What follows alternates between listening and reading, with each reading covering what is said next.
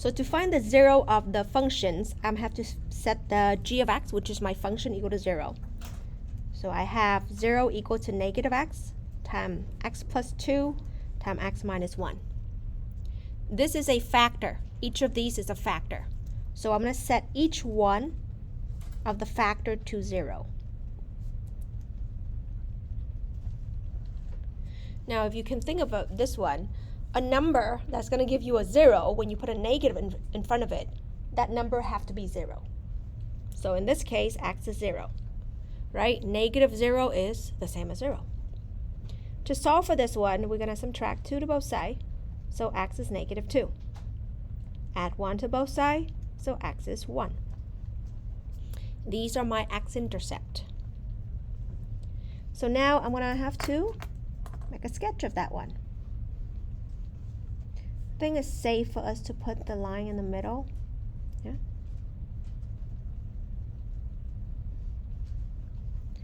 And then from there, I have 0. That's one x-intercept. I have a negative 2. That's another one. And then I have 1. That's the last one.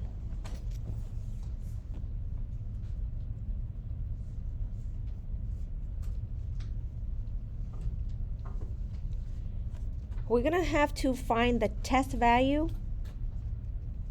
You only need to pick one. You can pick anything on this left side or on the right side. You guys good? But I like to graph from left to right. So I can pick negative 3 again. Now, Ms. Sharon, can I pick like a negative 4? Pick whatever you like as long as on the left side of this number. Are you guys good? So yeah, sure. I'm going to pick, let's try negative 4. I'll pick negative 4. Let's do that. So this is going to be g of negative 4. Okay? Now remember, we after the signs. If I put a negative 4 here, what kind of number would I get? A positive. You guys good? Because a negative and negative is a positive. So I'm going to put plus. And I'm going to times. If I put a negative 4 here, add with 2, what kind of number would I get?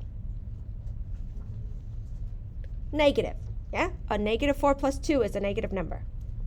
If I put a negative 4 here, a negative 4 minus 1 is a negative 5, which is a negative.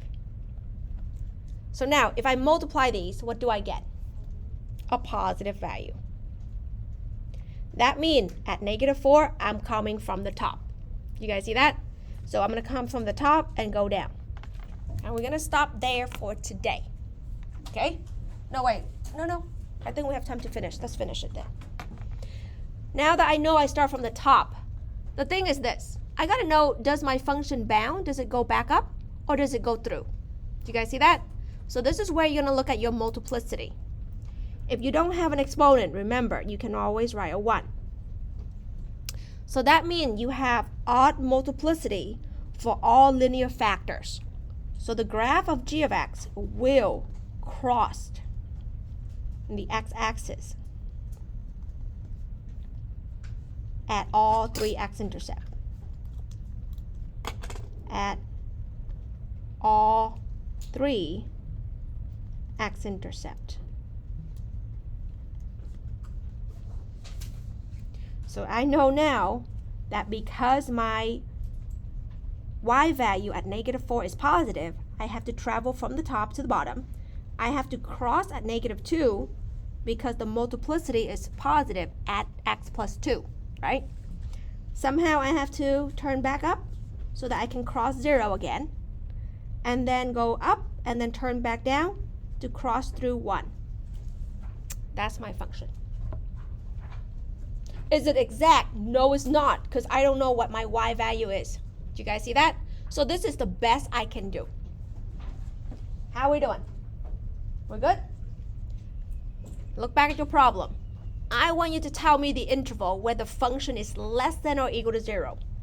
So now, let's highlight it. You guys agree with me? Less than 0 means is anything below the x-axis. So this is when your function is less than 0, the negative number, y. When y is less than 0, y is negative. So here it is. This one, and this piece. There you go. So now I'm going to write the interval. Well, the interval for this piece is from -2 to 0. You start at -2 and you stop at 0. -2 to 0. You got to include the -2 and the 0 because they want you to include when the function equal to 0 as well. And this piece. Now, take a look. You start at 1, including 1. So I'm going to start there. But this function is going to keep going down. But as it goes down, you see that it's spreading to the left. It's going this way, right? See? It's getting more to the left. So based on that, I'm going to positive infinity for that one. So this is 1 to infinity.